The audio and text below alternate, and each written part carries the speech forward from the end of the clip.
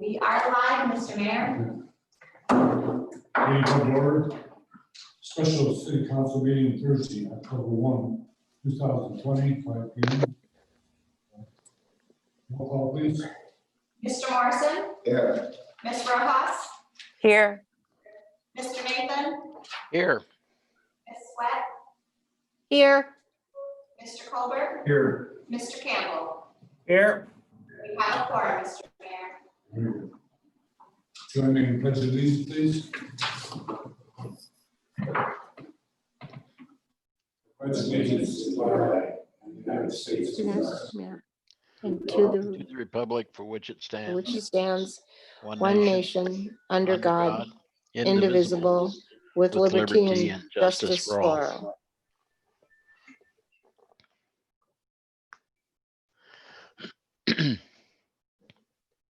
Excuse absence, we have none. Agenda approval. Make a motion to approve the agenda. Second. All those in favor, Morrison, Aye. Rojas, Aye. Nathan, Aye. Swett, Aye. Colbert, Aye. Campbell. Aye. Thank you. Do you want to do the consent agenda? For this evening's meeting, Mr. Mayor, there is not a consent agenda. Okay. Mayoral proclamations, none. Public presentation priorities, none. Public presentation priorities not on the agenda. Anyone from the public?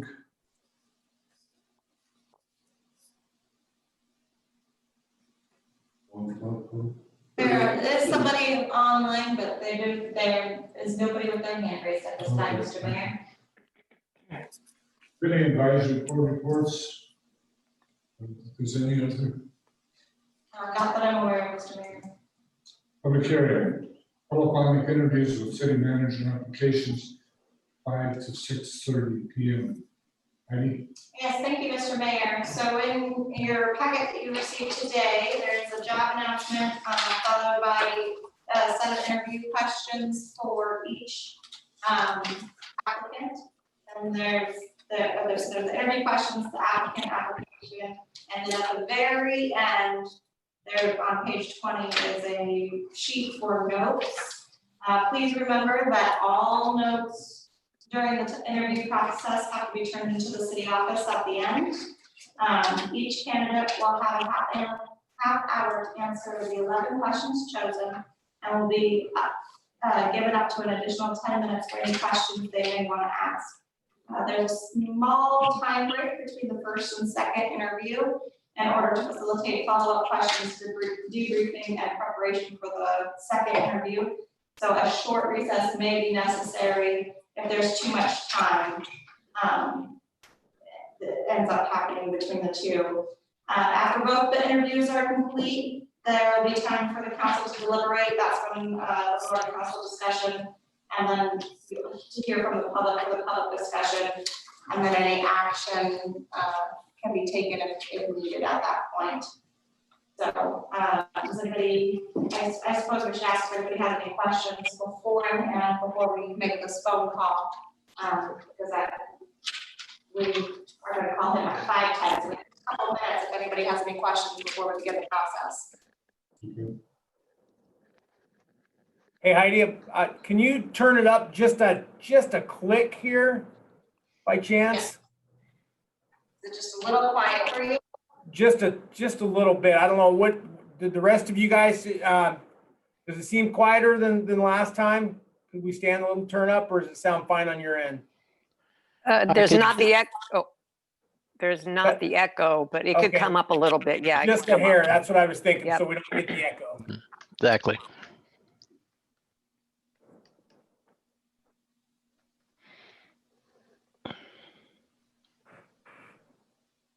Heidi, will you be the person asking the questions, or who?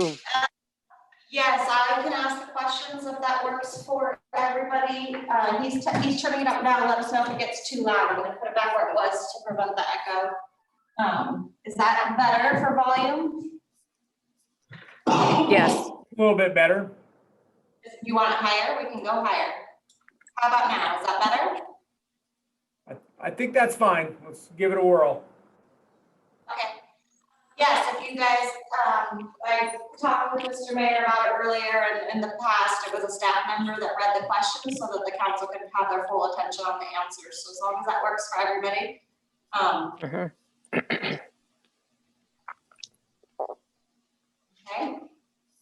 Any other questions? Don, everything's fine? Looks good. Okay. Give them one more minute and we'll make that phone call.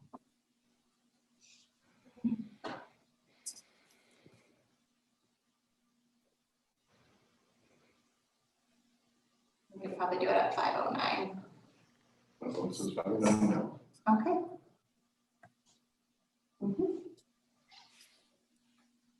Okay, we're calling him now.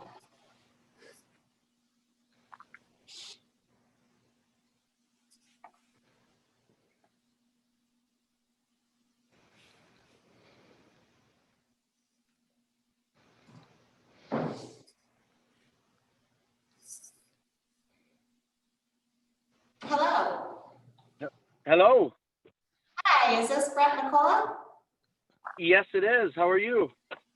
I'm well. My name's Heidi. We've been emailing back and forth with the Seldovia City Council, and I must apologize, but I need to ask, did I pronounce your last name right? Yeah, yes, you did. It's kind of echoey. Having a little difficult time hearing you. Okay, let's see. See if we can fix that a little bit for you. I'm sorry. Who's that on? This is our first candidate, Mr. Mayor. Okay. Is that a little bit better, Brett, or Mr. McCullough? Yeah, that's a little bit better. Okay. So, you know, we have the council here with you. It's a full council, and just a couple of people from the public. We're going to have 30 minutes for this interview, and then there'll be a few minutes afterwards for any follow-up questions that you may have. And we would love to get started. Okay, great. Okay. The first question, what do you know about Seldovia? How do you see yourself adapting to this type of community?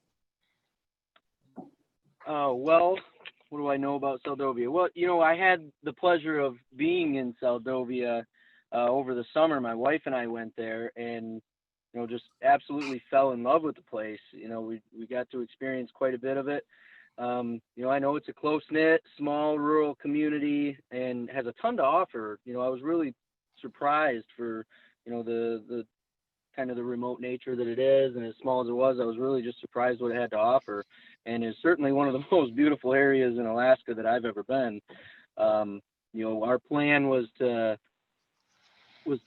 take our 10-day trip and, you know, spend a couple of days in a few cities throughout the whole peninsula there. And we got to Seldovia and ended up staying an entire week. We didn't want to leave. So it was interesting. It was really cool. I felt like we were just kind of part of the community almost right away. I mean, people were coming in and they knew us by name. They were saying hi. Got to have coffee with people. Did some fishing with a lot of them and some traveling and throughout the area, some hiking. And, you know, we were able to witness some of the struggles with the remote nature while we were there, but also obviously a lot of the benefits. And, you know, I think that those outweigh those struggles in my opinion.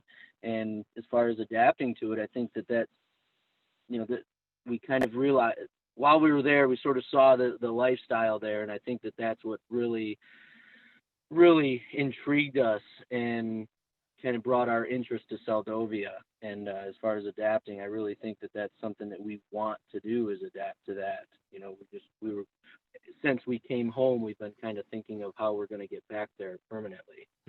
So I think we'd adapt really well in there. Okay. And why did you or are you choosing to work in city government?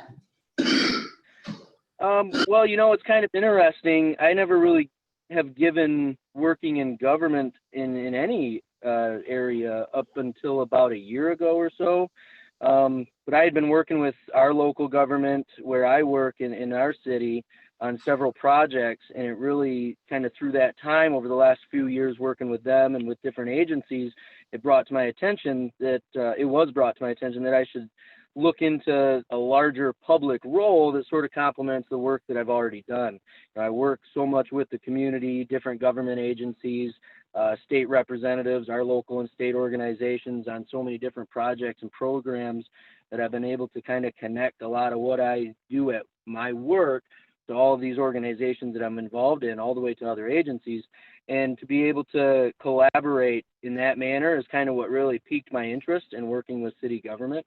So it was, this has all kind of come up over the last probably 12 to 14 months. And it was just really kind of a coincidence that this position has opened up in Seldovia right after we left there. And this is something that I've been working kind of with our city manager in the town that I work in, Frank Goodrow's his name. And him and I, he's kind of one that brought it up over about a little over a year ago. He said, you've got a lot of experience collaborating with all these different agencies. It just makes sense that you be in a more public role. How has your prior work education helped you prepare for this job? Please describe a major accomplishment. My education, so my undergraduate is actually in kinesiology, and I'm a exercise physiologist and strength and conditioning coach by trade. And it's really interesting kind of going back to where I started building these little programs for Western Michigan University as an assistant strength coach, to building bigger programs within the communities, to where I'm at now, building hundreds of programs that fall into these $1 million projects. So for an entire eastern region in Michigan. So it's really kind of, and through that, it's really kind of made me look deeply into the business aspect of everything. And that's kind of what brought me into obtaining my MBA and my MHA, which I'm working on both at the same time, and I'll have both of them done in a year. And so, like I said, I work with so many different groups and agencies that sort of help me. I've built so many strategies and improvement plans with them, and operational processes, and managing all of these projects and overseeing different groups. That certainly helped me be able to prepare for a job like this. And then, an accomplishment, one that I always seem to tell people the most about is this project. It's an initiative, really, that I started and launched back in 2016, and it's called Go Outside. And it was a project that I created to combat childhood obesity. And in 2017, shortly after we launched it, I obtained a $100,000 grant and hired a wellness coordinator for this project.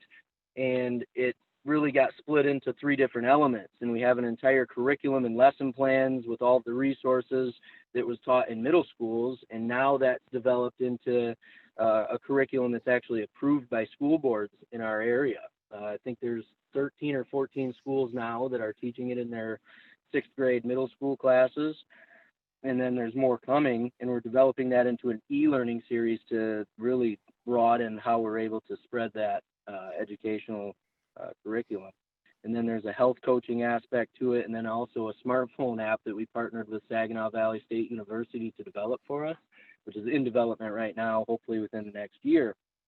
And so through that expansion this year, just now in 2020, this spring, I was awarded another $100,000 grant to expand that, not only to the few counties that I was in initially, but now to the surrounding 7 counties, and looking at reaching, right around 120,000 people over the next 3 years. So that's probably one of my biggest accomplishments. There's a lot more, but that's always kind of the one when I talk about some of my projects and everything, as big as some of the other ones are, that one just always kind of sort of my favorite, I guess.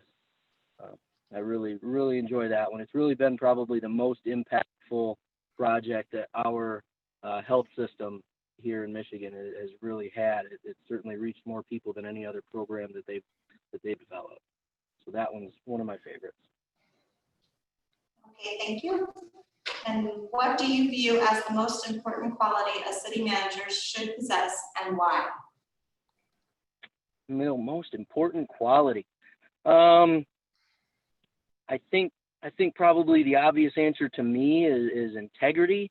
I think that's probably for anyone, but you know, you have to build trust not only with your community, of course, but also with the city council and the people you work with and the other agencies and these people that you're going to be collaborating with and partnering with. You know, you need to have that trust with them and be a person of integrity. And if you're not, then it's hard to really get a whole lot accomplished. Innovation, communication, I think those are definitely up there. It'd be hard for me to pick just one, but I think integrity probably slightly above the rest. But they all certainly go hand in hand if you want to have a process that's successful for collaborative, and obviously that's the recipe for success and teamwork. Okay. What, if any, personal sacrifices do you see yourself making if chosen to be the city manager?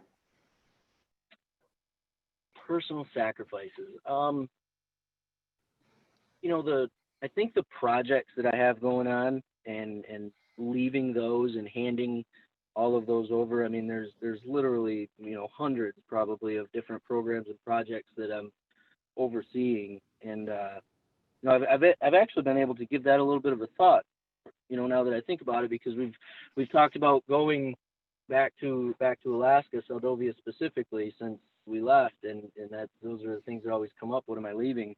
And I think my projects are probably the biggest ones. I do have a RN educator that works for me, and I love her to death. She's amazing, and I'd love to see her as my successor if I were to leave.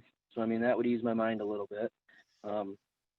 Obviously, there's the life changes. You know, I'm in Michigan right now, so moving from Michigan to Alaska, being farther away from family, adapting to a new place, changing that lifestyle. I mean, I don't know that I necessarily consider all those sacrifices, and if they are, they're pretty minimal in comparison to me. It's an upgrade, I think. Michigan to Alaska, I think that's an upgrade. But handing over all of those projects is probably be, you know, the most difficult part for me, you know, that sacrifice. Okay, we have 5 questions left and we still have about 20 minutes, so we're doing good on time. Please describe your understanding of the state's economic position and how that relates to small communities such as ours.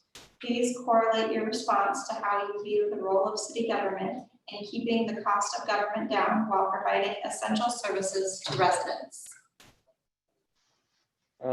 So state's economic position, I think, you know, kind of from what I've gathered, you know, Alaska's been in a recession now for the last 5 or 6 years. I mean, just like we have been here too in Michigan. And obviously our 2020 pandemic certainly doesn't help the outlook. I know travel and tourism has been a huge loss.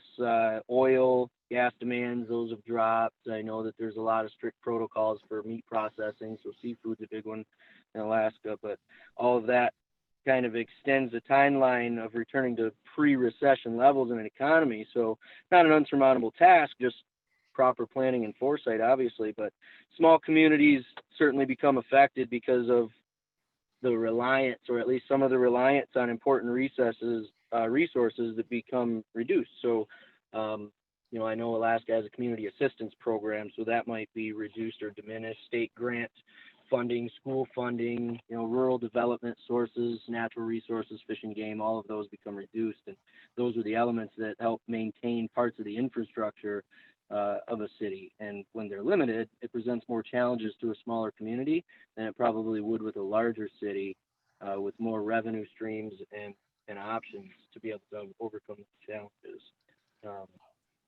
Could you tell me the second part of that question again? Yes. Please correlate your response to how you view the role of city government in keeping the cost of government down while providing essential services to residents. Sure. So, you know, role of city government, you know, it's important, I think, for city government to prepare. You know, it's obviously difficult to make exact forecasts, therefore pretty difficult to plan specifically, but you can prepare. And, you know, taking the current situation, for example, our federal funds are nearing $1 trillion for state, local governments, tribal governments. So it's necessary for government to take advantage of those, but also, I think even more necessary, it's important to prepare. So you can do a detailed analysis of, your current situation and have kind of a general expected forecast, and you can have an advantage to overcome those challenges that are most certain to exist. So keeping debts low, revenues high but efficient, have monetary reserves, and you can have a detailed plan of all of the usage within the city. And then, of course, having, a city council who's fiscally responsible in their policy building, all of that is your government's role in providing that efficiently operated city that still provides all of the services at as minimal of a cost as possible to the community members. Okay. Please tell us about one mistake you made in a previous job and how you handled it. One mistake. So I used to work for this company called Bond Fluid Air, and it was a hydraulics and pneumatics company, and they were a Parker Hannifin distributor. And I managed the warehouse and all the inventory and purchasing for them. And I did all of the orders for them, both in-house inventory and for customer orders. And that included even drop shipping items. And one order this pops into my mind all the time, even after 10 years. We had one customer who is our largest customer. They were the most demanding. They were huge, and they ordered over $1 million a year worth of parts from us. And this one order in particular was close to, I think it was right around $400,000 or $500,000. They were expanding and doubling their manufacturing that they're doing. They manufactured food like cookies and donuts and stuff. And they wanted this order mostly drop shipped, which was great because that saves us all time and money. Until I ended up putting that order under our own inventory and buy job. So everything was delivered to our location. So a semi truck gets there and it's three quarters of the way filled with all these pallets of hydraulic hoses, fittings, pumps, manifolds, etc. And I was completely caught off guard, and I didn't really, at the point going, oh my goodness, all of their parts are mixed in with ours. So I had to take our entire team, our warehouse workers. I grabbed a couple of our sales guys and my boss's son who ran operations at the store to sort through everything, separate the order while I was making phone call after phone call looking for a truck service that could deliver it that day. And they're about 150 miles away. So it wasn't, just a quick trip around the corner. And luckily, just through some connections that I had, I found a company that was pretty local, and they were actually heading that direction. And they were willing to help us load it all up and drop it off, just in exchange for a few favors, fixing some of their hydraulic lifts at their shop that they had. So everything worked out well, and I think most were relatively happy, except for my boss. But it was a matter of bringing the team together, teamwork, communicating, and kind of being a little bit creative with what we needed to do to fix it and make things right. So I don't know why that one always comes to mind when I think of any.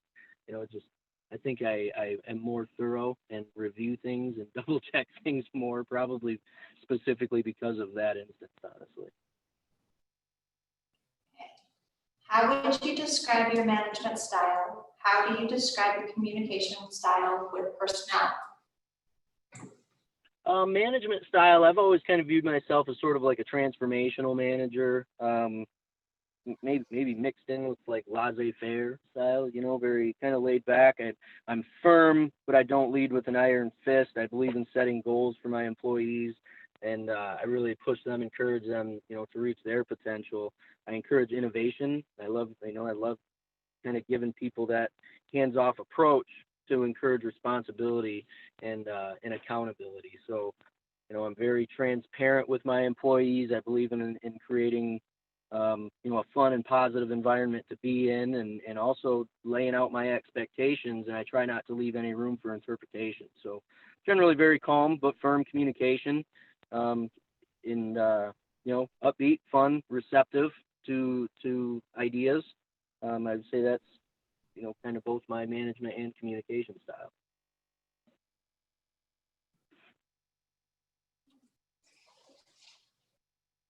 Please describe your experience with grant writing and management of grants. Oh yeah, I have a lot of experience with grants. In my line of work, grants are a relatively large portion of my funding.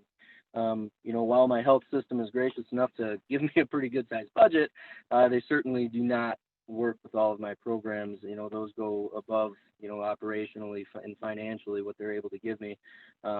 We do have a foundation that helps us a little bit, but I generally write my own grants and I manage the budgets and all the reports myself. I wrote my first grant back in 2010. I was living in Grand Rapids, Michigan at the time, and I started a program over there for kids to help them compete in races such as, 5Ks and bike races, you name it, anything competitive. And that was a $10,000 grant, and that was the first grant I was ever awarded.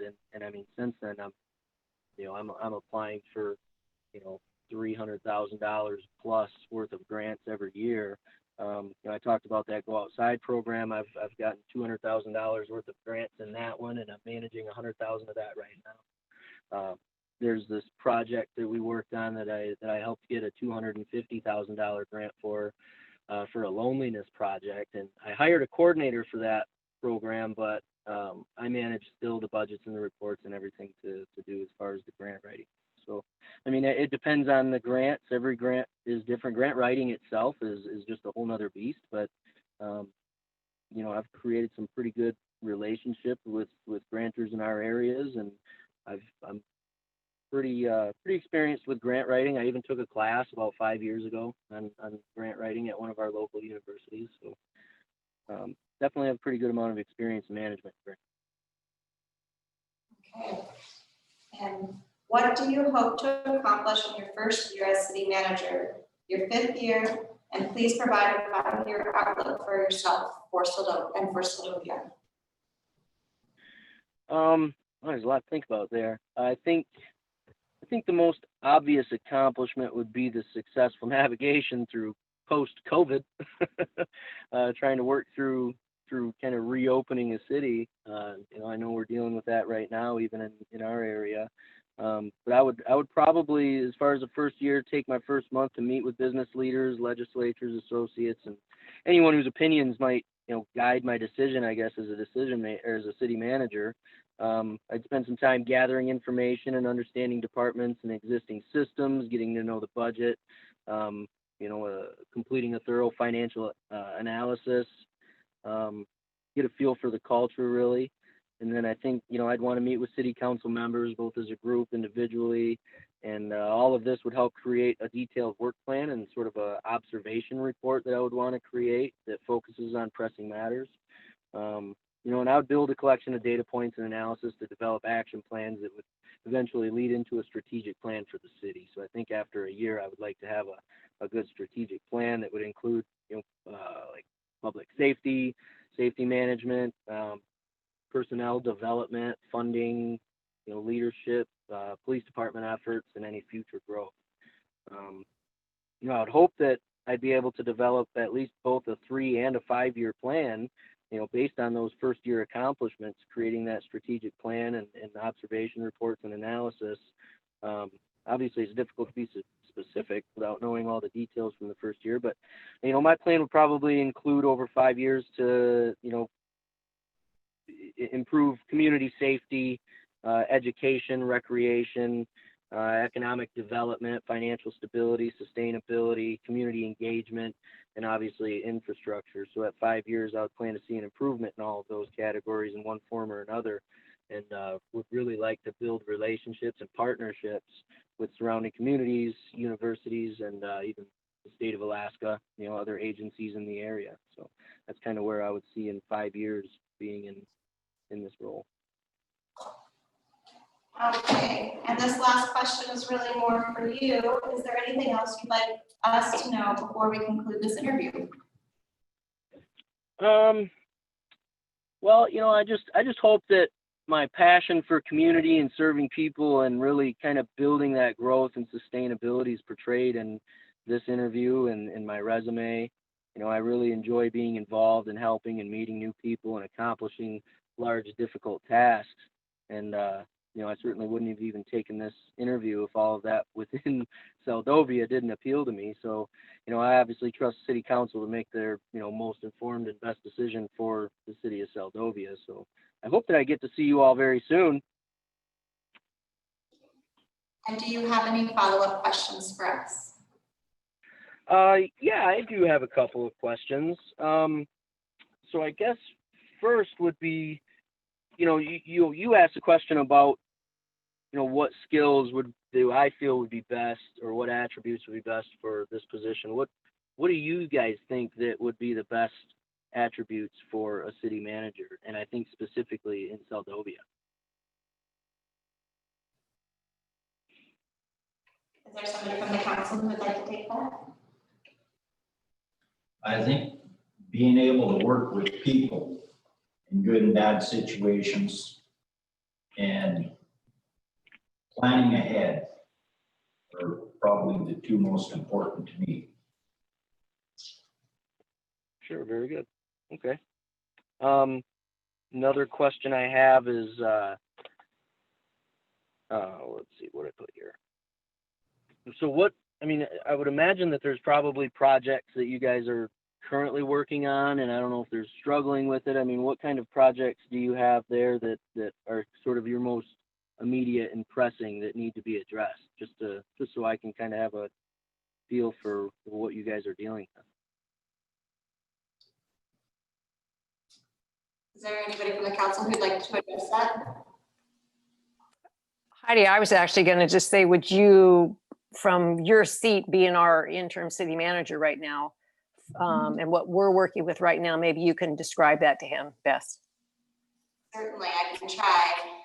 Right now, communications is a big deal. We are on an old CDMA tower system and have been working with legislators and different communication companies, and that's a pretty big priority. Economic development is always on the forefront. And then, of course, we have COVID management, which takes up a really large portion of our time. We're always working on, community development and just and the health, the welfare, and safety of our community. Those are big pieces that are constantly on the forefront. Cool. Very good. Okay. Mention Yeah, So, or Mr. Mayor, I've got one thing to add. Yeah. is definitely a huge piece. I'm sorry, Jeremiah, did you say you wanted to add on to that?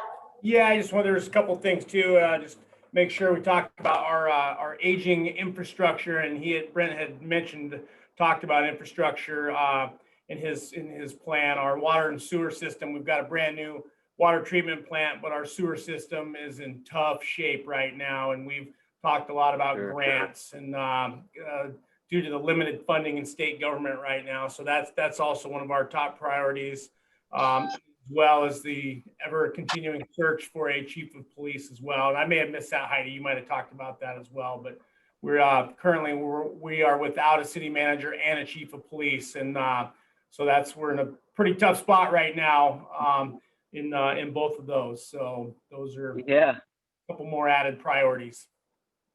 Yeah, I can imagine that's a little bit of a struggle for everybody going through that right now. Yeah, well, it's interesting when you think about the infrastructure right now. There's so many places that are trying to improve, and then all of this hit, and really just limited state funding and even federal funding and grants are, so much money's been shifted that it's almost impossible. Even when you do apply for grants, I mean, it's a very slow process right now to even get them looked at, let alone awarded. So I can imagine those struggles.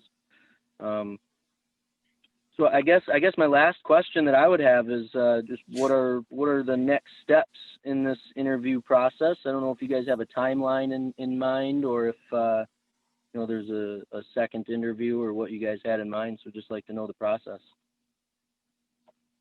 I can take that, Mr. Mayor, if you'd like. Go ahead. Yes, so there is another interview scheduled for this evening. And after that, the council will have time to deliberate and decide if they want to pursue second interviews with either candidate or both candidates. And the timeline is set for mid-October, probably that week or the last week of October. Let me open up my calendar real quick. So that week of the 19th is what the timeline set for in-person interviews, if for for the second interview, it would be in person. So depending on council deliberation, we would reach back out to you and let you know how the deliberation went and whether that second interview will be scheduled. And then we would proceed with the process of getting you up here or getting that scheduled if that's the way they decide to go. Okay. All right. Perfect. That sounds great. Well, that was all I had for you guys for questions. Is there anything else that I can answer for you guys? I think we're good at this time. Thank you, Mr. McCullough. We appreciate you taking your time to join us. Yeah, thank you very much. Appreciate all of your time and this opportunity to be able to talk with you all. And have a wonderful rest of your day. Okay. Have a good Thank day. you. Thank you. Thank you. Thanks, everyone. Bye-bye.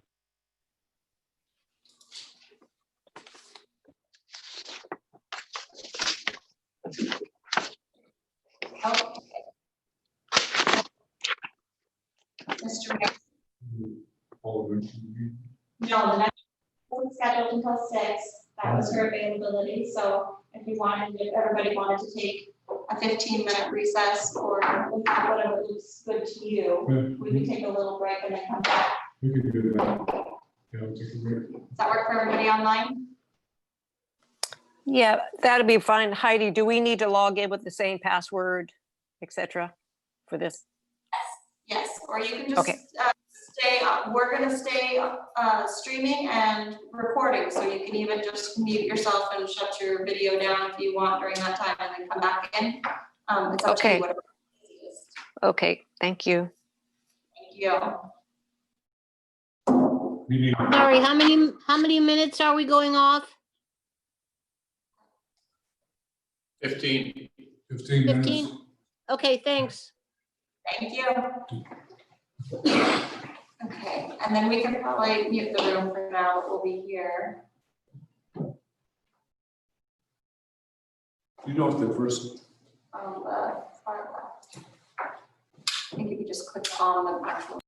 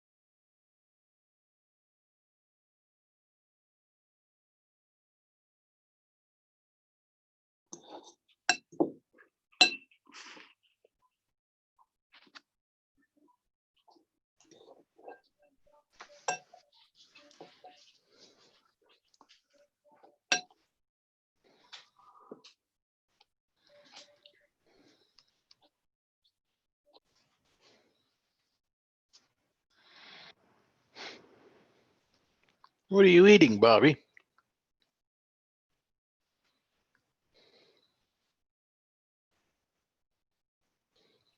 A salad. Okay. I won't beg any then.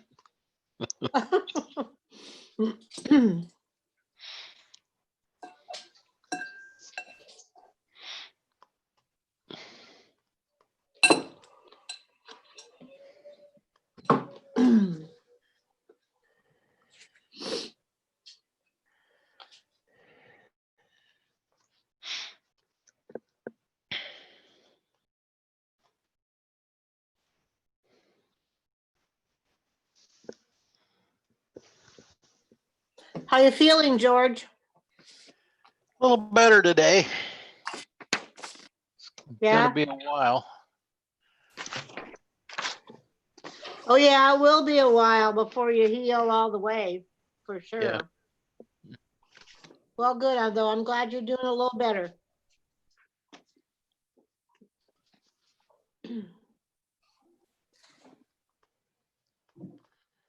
Don's still down there. I was looking at the weather. I don't know if he'll ever get back.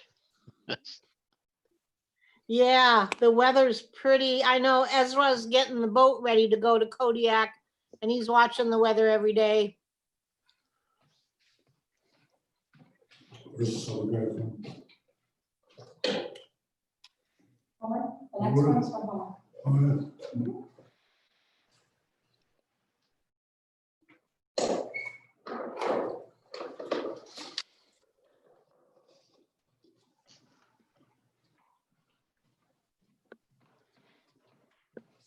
That's no good. Well, the next guy we're gonna, She's the assistant city manager for the city of Homer, or the assistant to the city manager for the city of Homer. oh, for all, okay. Yeah.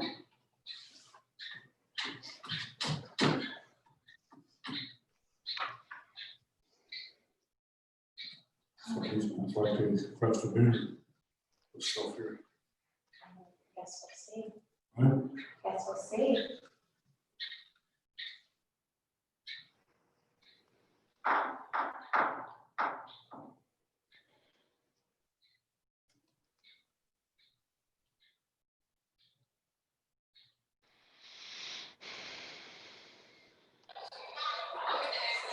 Do you know how long she's been assistant manager? It's in her application.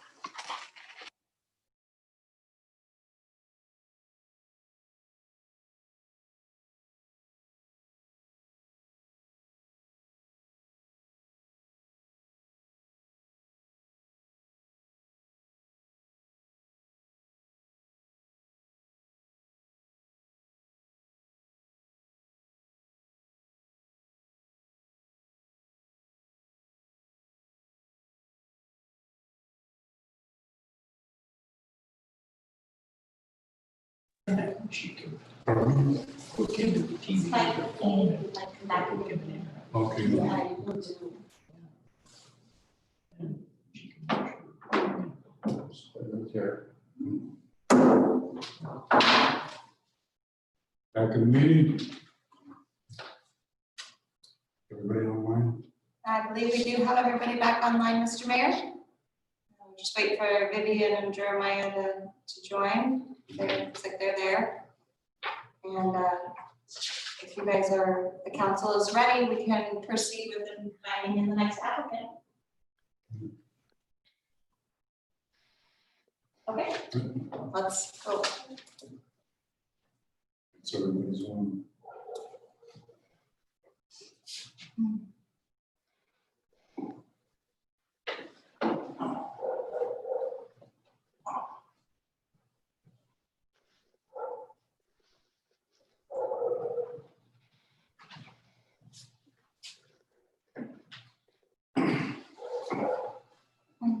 Hello. This is Rachel. Hello. Hi, Rachel. This is Heidi with the City of Seldovia. How are you today? Hey, doing well, Heidi. Thank you for the call. Hi, Mayor and Seldovia City Council members. Yes, we have a full council this evening, just a couple members of the public as well. Great. So, for starters, can I ask, your last name, is it Friedlander or Friedlander? I'm sorry, I didn't want to pronounce it wrong. That's just fine. It's Friedlander. Okay, thank you, Ms. Friedlander. If you're ready, this is a 30-minute interview with 11 questions. The last one's more directed back at you, and then there's time for follow-up questions about 10 minutes after that, and we can get started when you're ready. All right, I'm ready. Okay, so for our first question, what do you know about Seldovia? How do you see yourself adapting to this community, to this type of community? I apologize. Well, I got to spend Thanksgiving last year in Seldovia. So I got to see the community band together against the storms and the power outage. And it was very telling of how people were willing to support one another, especially when there's a tree on your roof or you can't cook the Thanksgiving turkey because you don't have power. And so your neighbors are offering their generators to try and help save the holiday spirit. And so for me, that just showed that Seldovia is a place where people really stick together. I know that natural disasters are quite the thing here in Alaska. In Homer, we have the tsunami warnings, and it seems to almost be every year, at least every year since I've been here in Homer. And last year, Seldovia had a water shortage, which the city of Homer was able to help the community out. So I know that there are a lot of challenges, which makes the community and the city have to be very resilient. And so I got to meet a few of the community members and learn about the different lifestyles that people live in order to make a life in Seldovia. People make a lot of personal sacrifices to live remote off the road system, especially with a ferry system that's not the most reliable. You have to be very dedicated and committed and stick together with your neighbors. As far as the city goes, you're a first-class city, a city manager form of government. You're a part of the Kenai Peninsula Borough and work really well with city managers on the peninsula.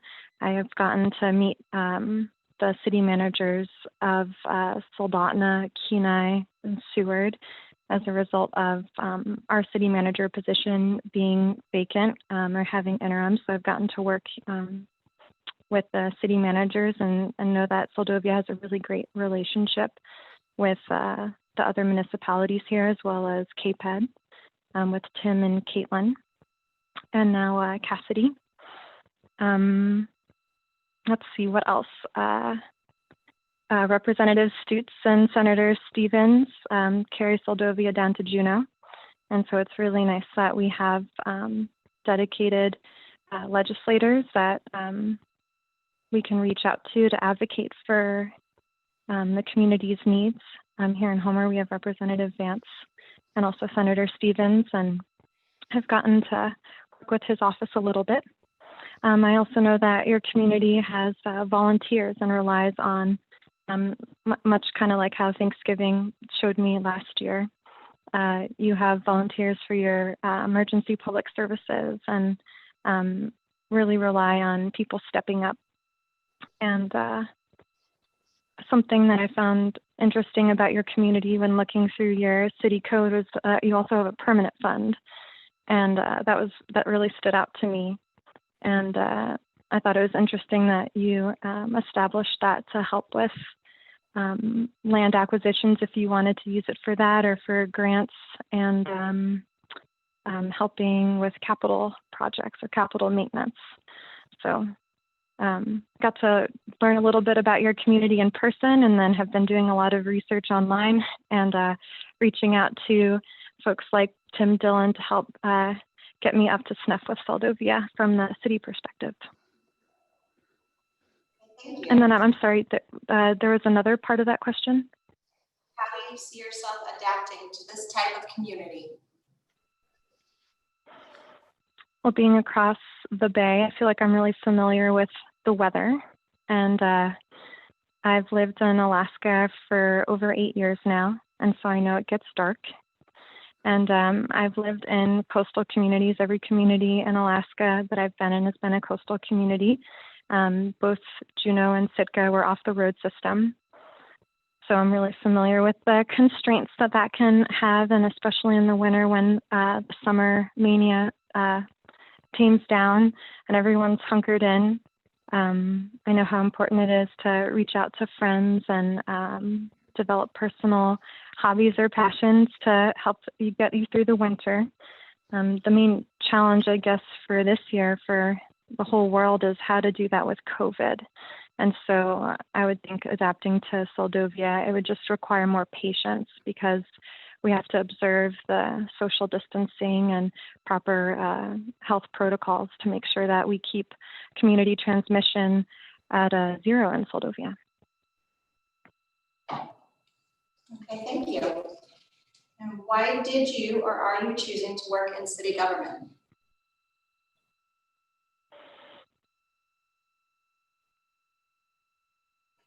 Well, with local government, unlike when I worked at the legislature, your impact is so much more apparent and tangible.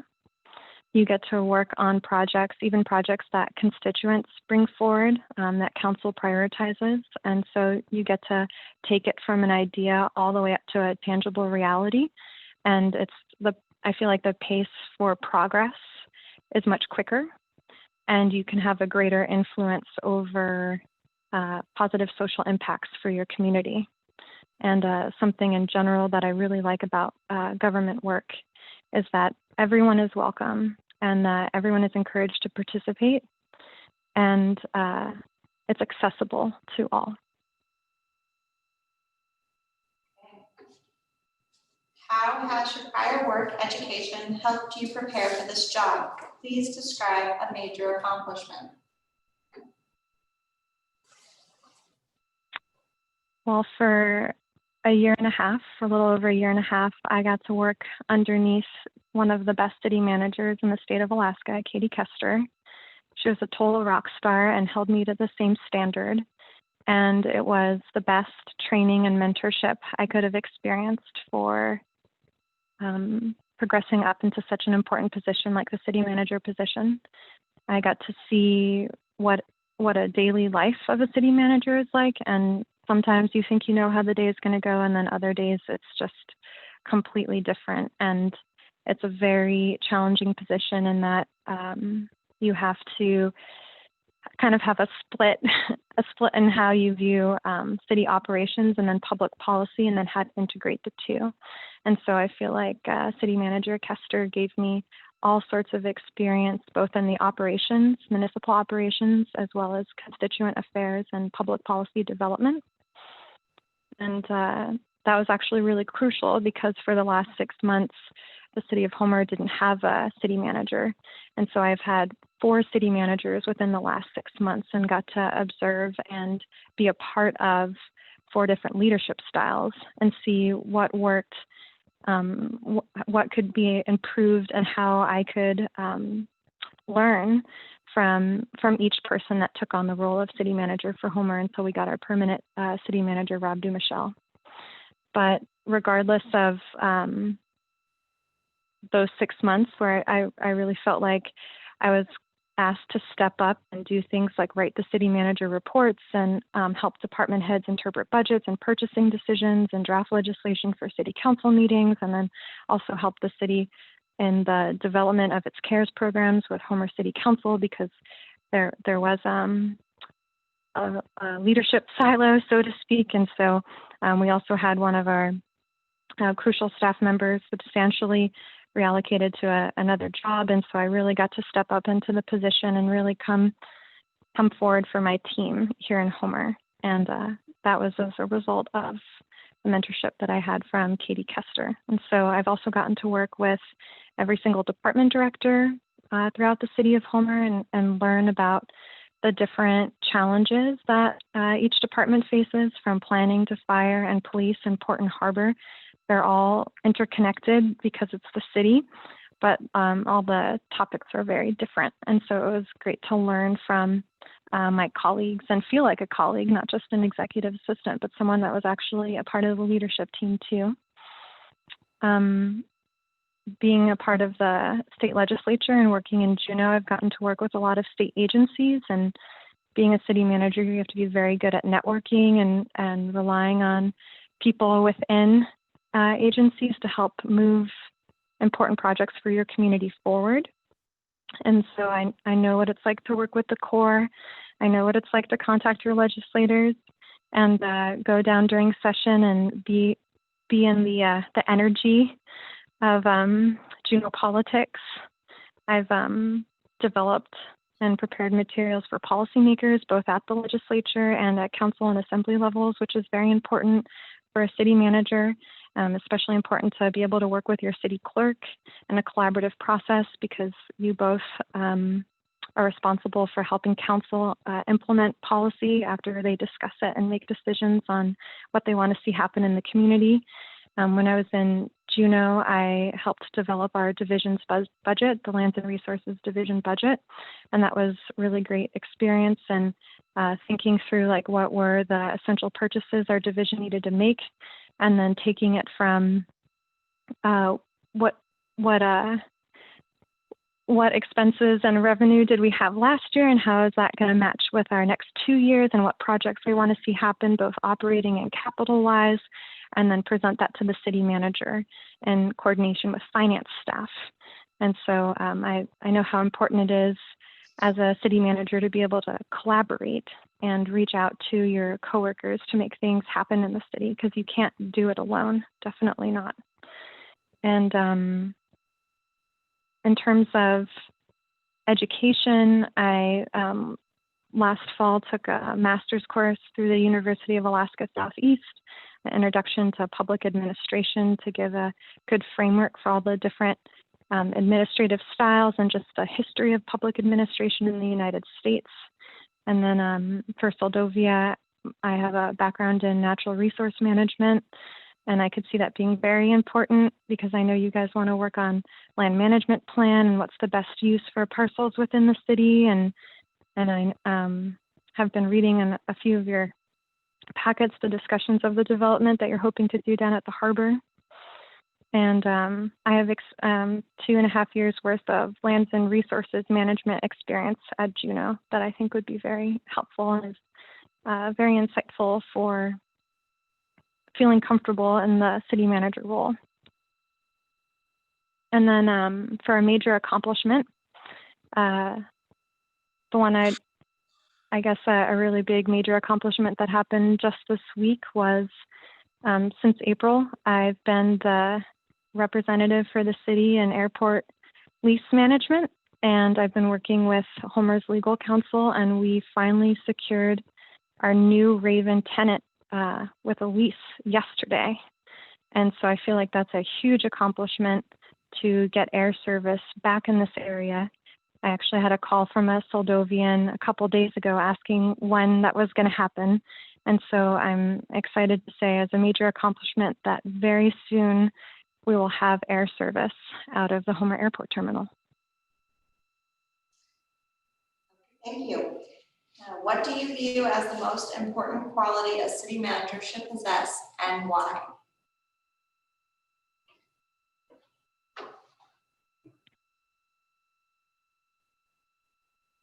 I would say the most important quality a city manager should possess is integrity.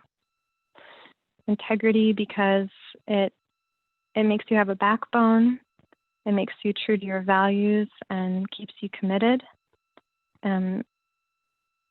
It helps you, integrity helps you be fair and objective and have thick skin. It's very important for both council and constituents and everyone you work with to feel like they can trust you and have faith that you're listening to their needs and won't forget about them and will follow up. It makes sure that you have high morale, and integrity is what helps you be in it to win it. Okay, we are coming up about the halfway mark here, and you still have about 6 questions left. So for the 5th question, what, if any, personal sacrifices do you see yourself making if chosen to be the city manager?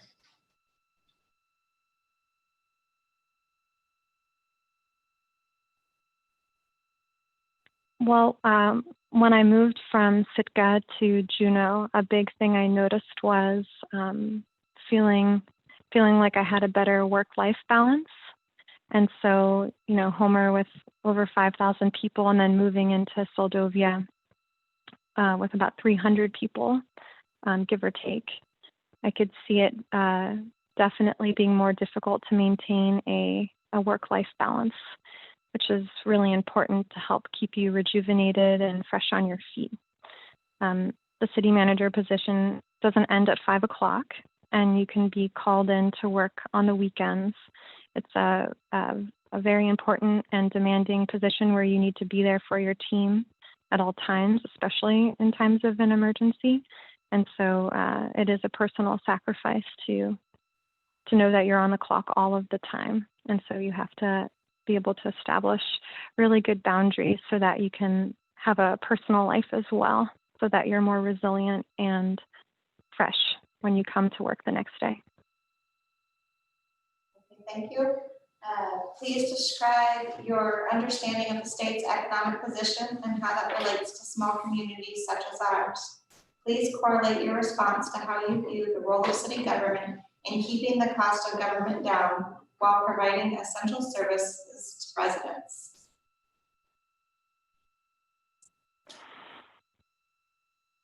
Well, small communities where you don't have that large of a tax base, you rely more on grants, like revenue sources like grants, and also a lot of support from the state. And the state has quite the session ahead of it because oil production and the price per barrel is still low. The state has been tapping into reserves and even using our permanent fund earnings to fund state services. So there's a projected over $1 billion deficit that the state is going to have to balance or figure out more revenue for, or cutting expenses, or doing a little bit of both. And so where small communities come in, for example, the community assistance program, Homer doesn't even budget for it because the state has gone back and forth on whether or not they're even going to provide small communities or any community with their community assistance program funds.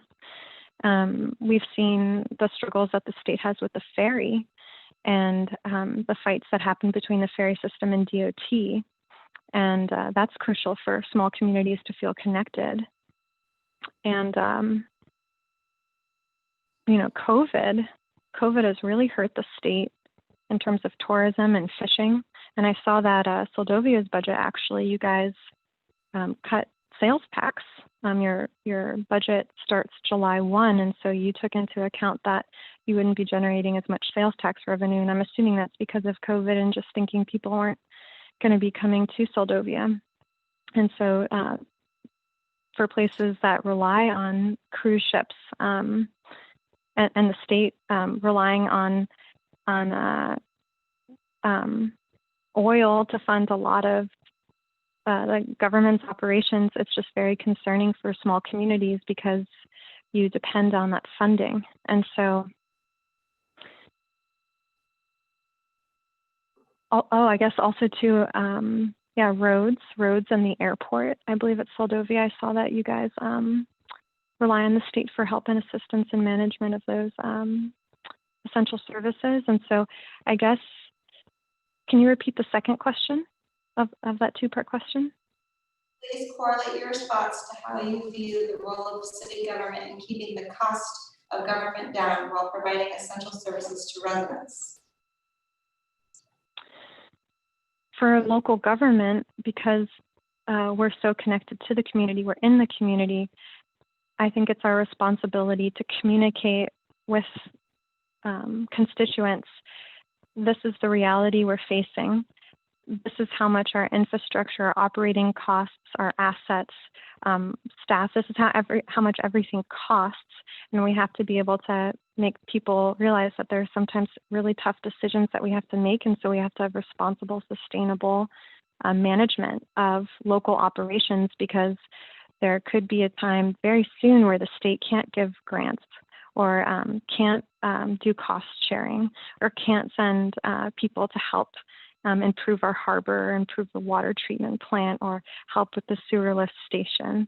It's very concerning. I mean, right now there's grants and funding, but who knows what that's going to look like with a $1.3 billion deficit right now that the state's facing. And so it's the city's responsibility to ensure sustainable management and development, and also have a very realistic approach and prioritize what are we going to tackle, what's the most pressing, and how can we communicate this with the public so that they know exactly what's going on. Okay. Please tell us about one mistake you made in a previous job and how you handled it.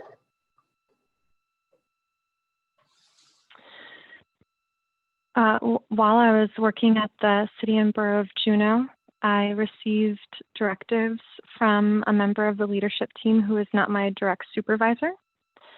And it was still related to the division's mission, but it made the line of command kind of confusing. And it caused some tension between my direct supervisor and the members of the leadership team who had asked me to help with this particular project.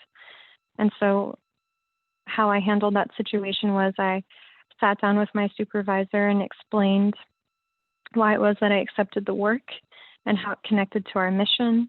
And I involved him in the project, so he still felt like he was aware of what was going on, and just communicated openly about why I accepted the work and the benefit that it was going to provide to the organization. How would you describe your management style? How do you describe your communication style with personnel? Well, here in Homer, I like to take the view of how could, for the person that I'm working with, how could I help them? And I would like to think as a city manager, you would approach staff the same way. Like what do they need from me in order to be successful? As city manager, especially in a community like Soldovia where people are really committed to living there. And I've heard there's some really talented staff at the city of Soldovia. I would believe that each staff member was a subject matter expert and would have faith that they are all doing the best that they can. I'm very team oriented. I'm a big fan of open communication and staff meetings. I mean, here at Homer, our department heads have a weekly meeting, and it's not called the management meeting, it's called the leadership team meeting. And so I feel like I'm very team oriented, and as a result too of the high expectations that Katie set for me. I know how important it is to set very clear expectations and direction so that folks know what we're aiming for. And if they feel like they know, like, okay, I'm being successful, and they can check in with you if they feel like they don't necessarily know how to move forward. And so I feel like I'm very approachable. I always want staff to feel like they can approach me and tell me anything, and vice versa. Our new city manager here, Rob Dumichel, I appreciated learning from him. He said that he hoped that people don't view the city manager's office as like a principal's office. And I wouldn't want it to be that way either. You're there to serve the public, and that also includes your staff and council. And so, yeah, definitely a person that believes in talking it out. Please describe your experiences with grant writing and management of grants.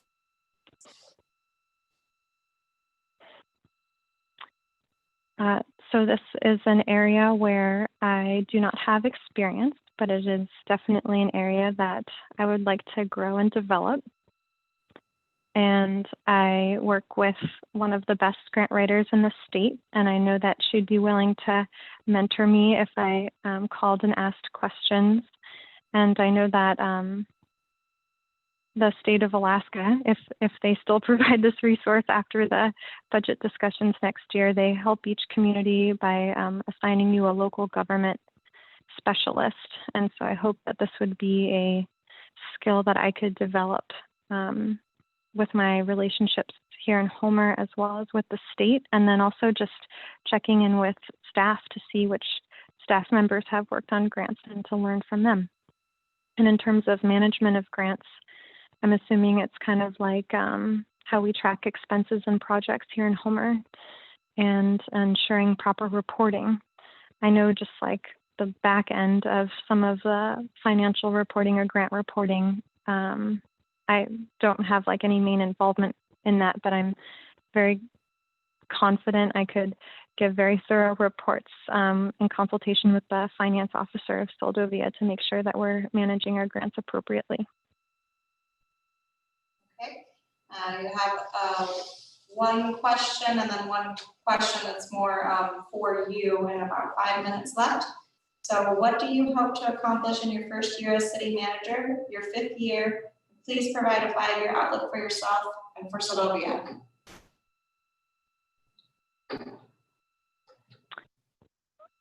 During my first year, I'd say that I would definitely hit the ground running, because for CARES Act funds, you have to expend them, or at least have them planned to be expended by December 30th. And so during my first year, I'd want to make sure that we did our best to keep CARES Act dollars within the community, that we did proper spending of those funds and reporting of those funds, both to the state and the borough. So that would be a huge priority for the first year, is to help navigate the ever-changing U.S. Treasury guidelines and public safety response to COVID-19, because that's been very challenging, and it's been unlike anything most cities have seen in decades. So that would be a huge accomplishment to do that with council and staff in the community. My first year, I'd hope that I would be able to articulate our services and needs very well so that we could relate them to our state legislators. I would want to have a really firm understanding of staff and what everyone's roles were, so that we really know how to best work together and be most efficient and effective, and how I could support people. I'd love to learn the priorities of the mayor and council, because you guys set the policy and you get to move our community forward into the future. So I'd want to learn what your priorities are and how we could move those forward. Relationship building for sure, getting to know all the organizations within the community and feeling like I can see where the city of Soldovia fits in. And then I saw that before your previous city manager, Cassidy, left, she developed a trajectory report. And so I'd want to use that as a tool to prioritize what the vision of council was, because that was quite the list. I don't know because there's only so much time in a day, how those priorities on that list correspond with what council wants. And so I'd hope that we can develop a vision based on that trajectory report to move Seldovia forward.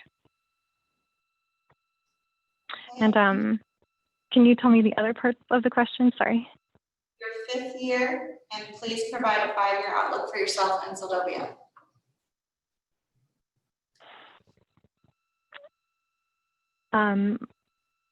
For me personally, because I have experience in land management and actually the development of a land management plan, I'd be pretty excited to see that happen in Seldovia. I was looking at your comprehensive plan, and I know that you guys want to do some development of few areas and mixed use property while still respecting private property owners in the area, and think about ways to encourage economic development.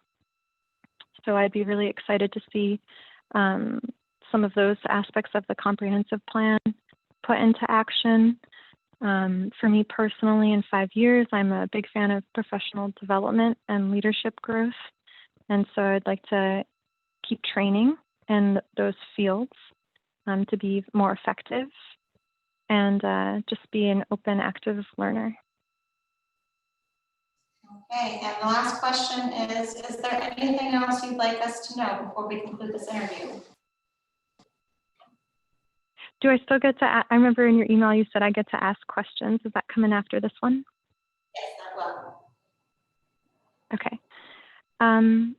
Well, aside from being very excited about the opportunity to interview for the position, I would like to share that I think my very well-established relationships here with leadership in Homer, as well as my work in other Alaska municipal governments and at the Alaska State Legislature would be really helpful for Seldovia and helping council and staff move the city forward. Okay, and do you have any questions for us? I do. I was hoping to hear from Mayor and Council about what were some of the previous skills and attributes, what were some of the skills and attributes you liked about your previous city manager? Like what did you find helpful and what did you appreciate that she brought to the table? Yes, Mr. Mayor, if I may. Yes, I would say something that Cassie brought to the table that I appreciated, I'm sure most of the council did, and that was dedication. She was dedicated that she lives in Seldovia, it was her home, and she had the attitude that she would do everything possible to encourage growth, to stay on top of what was going on in the community, to bring in new realms of economy if that was possible, and had a good relationship. I mean, after living here and then stepping into a city manager relationship, it's difficult to keep your boundaries.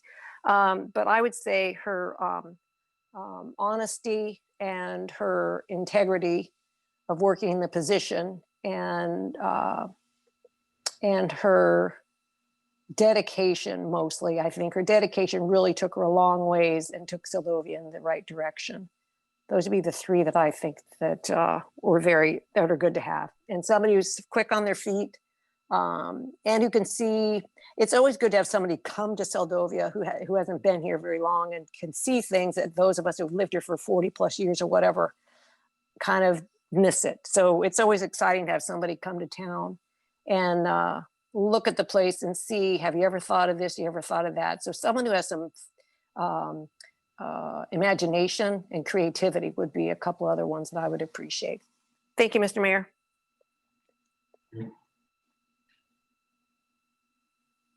Anyone else?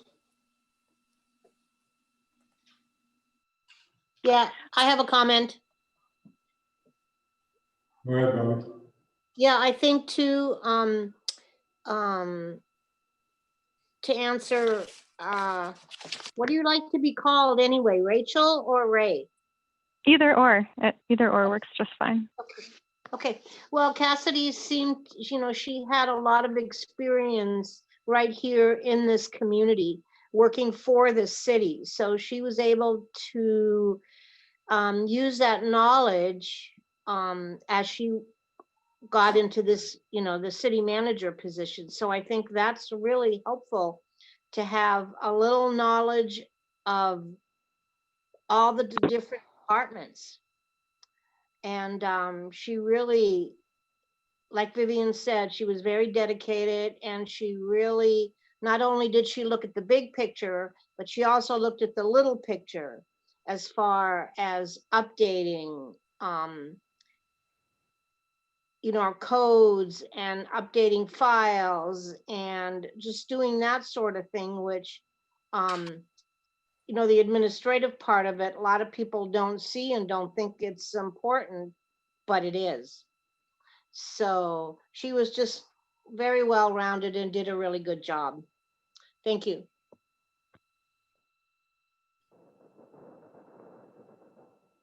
Any other comments?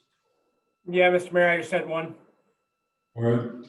Yeah, one of the best things I liked about, our previous city manager, not only Cassidy and then, a couple of managers that we've had prior to Cassidy as well, is, a willingness to have an open door policy, for both the community members, the council and mayor. So that's something that I really appreciate, and you talked about being approachable.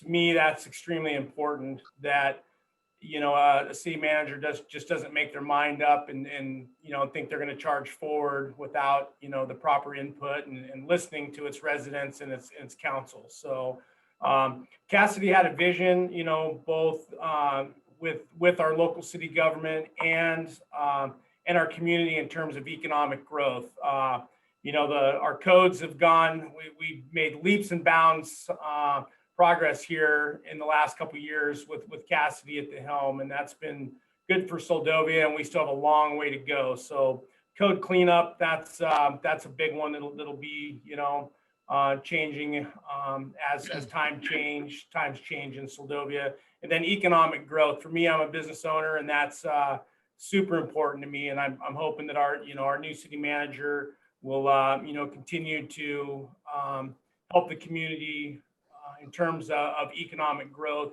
And that can be challenging in a small town. You've got a lot of people that have set in their minds, what they want to see and what they don't want to see in a small town. So I'll definitely appreciate, someone that's coming in with a good vision on how to do that. So and Cassidy had that vision. So that's those are my comments. Thanks. Thank you. Any other comments? Heidi? Okay, Rachel, did you have any more questions for the council or the mayor? I did. I had just a couple more. I wanted to hear from the mayor and council how you all would describe the financial health of the city.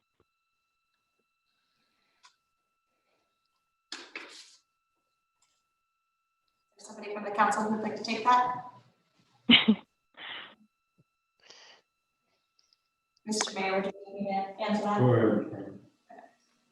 ahead. Currently, our budget was cut quite dramatically this year because of revenue loss from sales tax. In fact, I just saw the sales tax from the last quarter report, and it was a significant loss. So we are running on a very thin budget. CARES Act has helped with some of the extra expenditures that come along with COVID management. And I think we're sitting pretty healthy with spending those funds. We're talking about another round, a little bit of a smaller round for business grant, small business grant opportunity, and a little bit more utility relief. But when it comes to other operations within the city, certainly we are having to prioritize and really evaluate what we are spending time and money on, because there is not a lot of it this year. Yeah, the FY20 audit isn't posted, so I was looking at your FY19 audit, and I noticed too your harbor has been in a deficit and drew down more of the fund balance, and so The other question I had was, what's been the long-term vision for the harbor to ensure that you're not pulling off of your fund balance?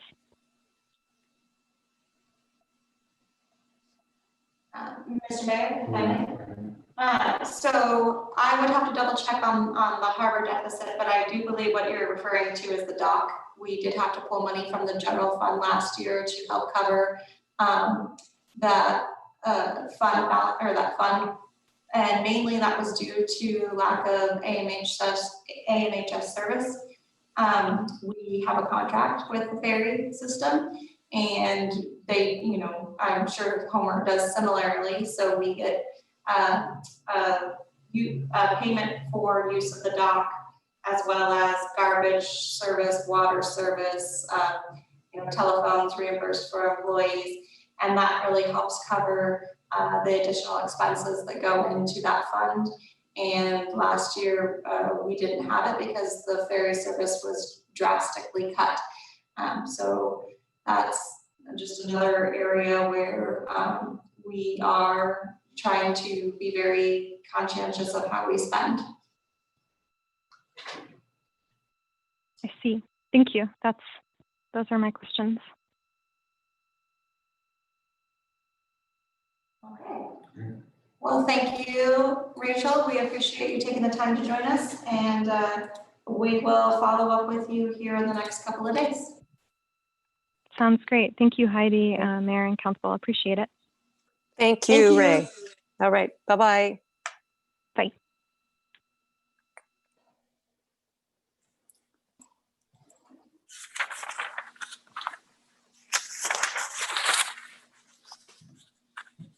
Anybody have any comments they want to make on this item?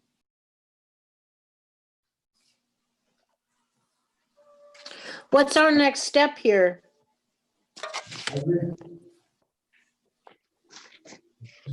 What's the next step, Mr. Mayor? The next step? We have to. Would you like me to address that, Mr. Mayor? Right, so now would be the time for council deliberation. And then we'll have time for public presentation or hearing if anybody in the public has something they want to say on the interview process. And then from there, if the council has a decision or wants to make action, then that would be the appropriate time to decide who, or, you know, if both or one or neither you would like to see move forward to those in-person interviews. And if you'd like to include their partner with the travel for them to come over, and then we will go ahead and arrange those interviews for mid-October and bring them over. Just clarification. So the second interview is an in-person interview, is that right? Correct, and I would really need to look at how that was gonna work with somebody coming out of the city, out of state because of quarantine. I'm not sure quite how we're gonna handle that situation, but that's on my mind on the forefront of how we would. Oh, yeah. But not to say we couldn't do a second round of interviews by Zoom if that was easier. If you wanna, you know. Right, So that- but how do you, I'm sorry, how do you see that, you know, I did not see him. Correct, it was a telephone interview. It was what? A telephone interview, so we Oh, call it them. was just, oh, okay, sorry, my mistake, yeah. When you said a Zoom, I just assumed, and I wasn't sure why I wasn't seeing him. Okay, I get it. Mr. Mayor, if I may? Go ahead. Yeah, I would almost recommend, with COVID going on, I would almost recommend that we do a Zoom. And really, with more discussion from council, I would probably be interested in, if we do it with Zoom, then we're not looking at the cost of flying up anybody. I would maybe be interested in doing both applicants in the second run interview. And I'm totally open to hearing what the council has to say. I think both, is this a time to talk about, are we going to go through where we saw each applicant at this time, Heidi? Yes, correct. Yeah, I think they both come to the table with some good qualities. I was a little bit apprehensive with the one gentleman because he had health background, and that was it. But I think he also offers a lot of programming and grant writing in his expertise in his area. And I think Rachel is a good candidate in that she has local knowledge. I think that's really important, I see with her. And but I see both applicants potentially in the second round. And I'll let the rest of council speak to that. But I would encourage that we do Zoom. Thank you. Other comments? Yeah. Yeah, Mr. Mayor? Just a moment, what's that? Said I agree with Vivian, do a Zoom meeting with both applicants.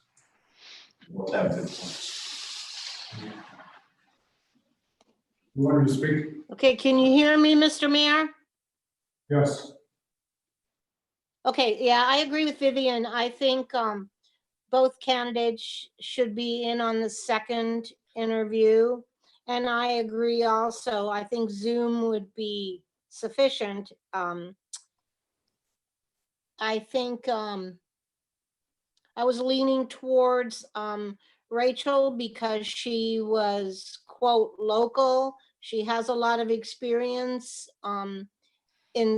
with city government, you know, kind of like Cassidy, a little bit of everything. But the gentleman also has some pretty good qualities. I wasn't real keen on all the medical stuff, but again, he does have some other good qualities. So I would like to see them both interviewed for the second round. Thank you. Thank you. Mr. Mayor? Comments? Go ahead. Yeah, I think we've got two real good candidates there. I'd like to see them both interviewed again. I think the experience that the first guy had is really applicable. It may be in a different, not necessarily in city government, but he's been an administrator, and that's really what we're talking about. I like the local experience from Ray as well. The only question I had was what we've all thought about is the idea of Seldovia being off the road and isolated. I just didn't get my hand up quick enough, but I wanted to ask the guy a question or two about, hey, do you know you're not just going to be able to get in your car and drive off somewhere. That's really a big effect on folks that are not used to living up here. And the other thing is we need to get some input from their family as well. Guy has a wife and she's not happy here. It's not going to work. So that guy is married, is he not? Is that correct? Yes. You did say he was. Okay. Yeah, I thought so, but it doesn't say Yes, anything. he is. Yeah. Okay. So I'd like to just hear her say, yeah, I can handle this, or no, I don't, I hate it. I think that's significant. It's important. That's all I have. Yeah, Mr. Mayor, I have a comment to that. Go I ahead. get two comments. Correct? Depends on the comments, I guess. No, I agree with you, George. In fact, I had that little tidbit written down, and I was specifically going to ask him and her, but mostly him. And but I thought, well, I'll just wait and see if he gets a second interview. Then I'm going to ask that question. And I agree. I think the interview at some point should bring his wife in so we could ask those questions, because it is very important. Because you are right. If she doesn't like it here, it's a done deal. So, and I mean, you can, in your head, you know what it's like. You always know what everything's like until you actually live it. Thank you. Thank you. Mr. Mayor? Yes, go ahead. Yeah, I like the gentleman the grant writing aspect. I think he's definitely a good candidate. Rachel, I think her experience in local government is a plus. And one thing that she stated that really kind of leads me in that direction is she realizes that this job is not 9 to 5, but she also stated that she will make the time for herself and family, which seems to be an issue with the chief of police job and the city manager job, is you never get your free time. Seems like she was right up front with, I will have some free time. And I think that's commendable. And I mean, she realizes that emergencies, yeah, you have to be there, but there's times when you can click your phone off and have your free time. So that's all I have. Thanks. Thank you. Any other comments, council? Yeah, Mayor. Whoa.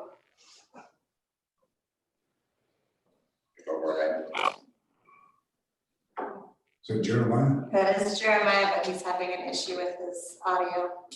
Oh, can you hear me now? Kind of, you sound very robotic. Okay. That's the bullfrog. Okay, settle down. We can't hear you now. Okay. Jeremiah. Kind of, not really. Okay, this is Floyd, should not be able to hear me, so let's, how about now? Is that any better? 1, 2, 3. Better. Yeah. They're all probably. I think he's gonna log out and log back in. Okay.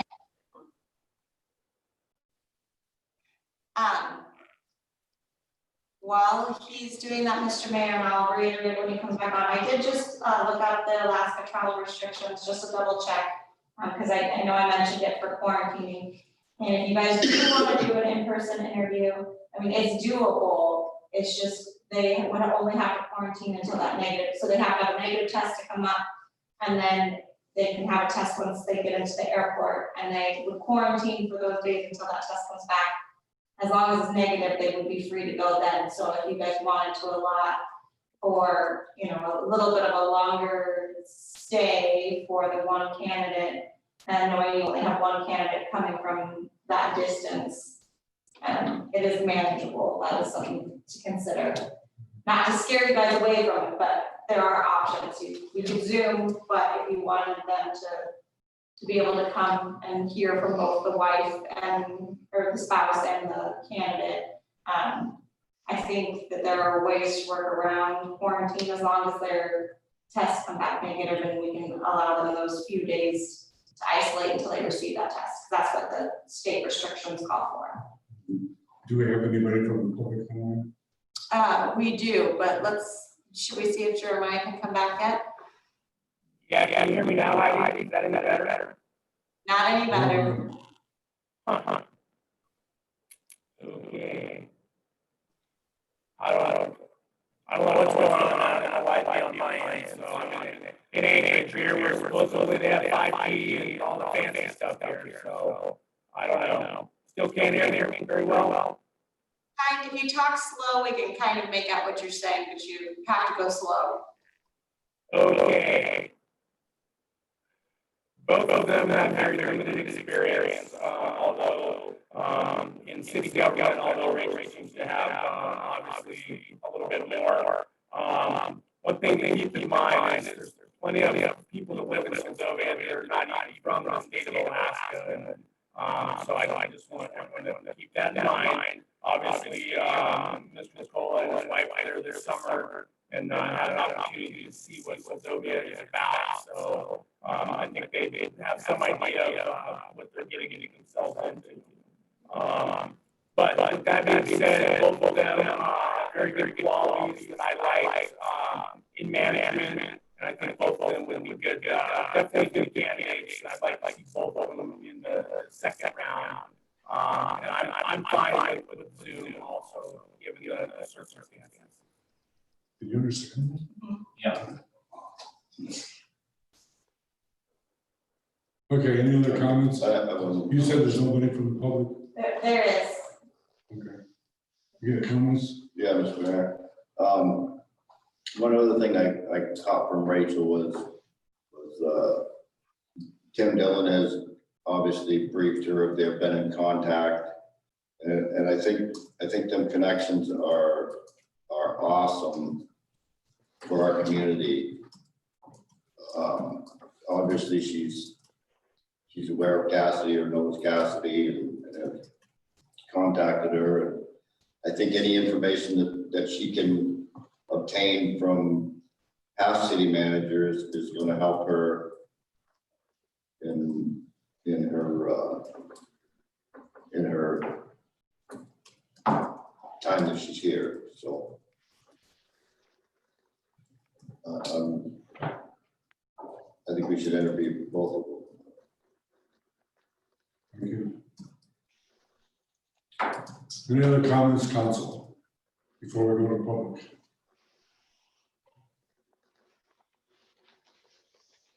Hearing none, you said there's somebody from the public on the line? There is a member of the public, Mr. Mayor. Did you say there is? There is a member of the public. Okay, do they want to speak or are they just there? They're there and I'm not seeing them raise their hands. So. Okay. Very good, we'll close the public comment. What are your council, we need a motion on this? Right? Yes. Do we- Motion. Yes, Mr. Mayor. I'll make a Alright. motion. Yep, I will make a motion that we have our next interview on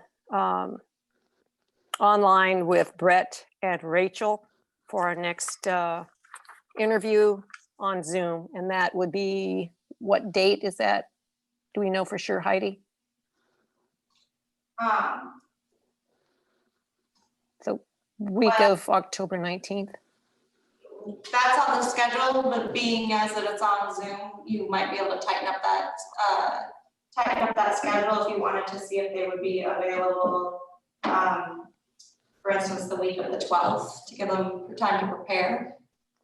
If that works for everybody, that might be a little more feasible since it's online. Yeah, I'm going to be out of town the week of the 12th. I'll be in Anchorage, but it'd be easier for me. But anyhow, my motion is that we take both applicants to the next level of our next set of interviews and date to be determined in October. Is that okay? Second. A second. All in favor, Morrison, Guy, Ross, Aye. Nathan, Aye. Scott, Aye.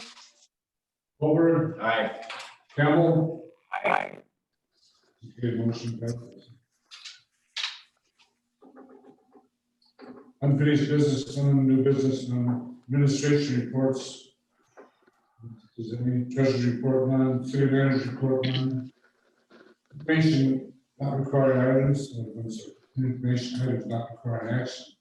Election day for the borough and the city is next Tuesday, October 6th, 2020. No executive session, council and mayor comments. Morrison? yeah, great meeting, great interviews. I'm totally happy with the prospects. Great job, Heidi, thanks. Well, Ross? Yeah, thank you to everyone for your time this evening. And I also am excited for both applicants. I look forward to our next interview. Thank you. Nathan? Yeah, I agree with everybody. That pleasant surprise. We found a couple of pretty good troops here. Hopefully we can reel one of them in. Scott? Scott? Yeah, Heidi, thanks for putting this all together. You're a good question asker. And I'm encouraged by these two applicants and I'll be anxious to see them via Zoom.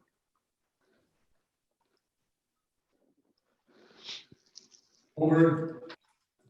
Everybody's good meeting, like both applicants, they've both been here before with his family. Good meeting, thank you.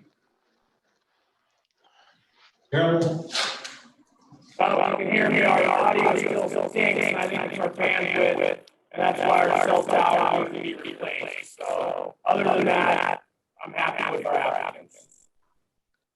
Crack. thank you. Yeah, good meeting. I hope we, this is solved soon.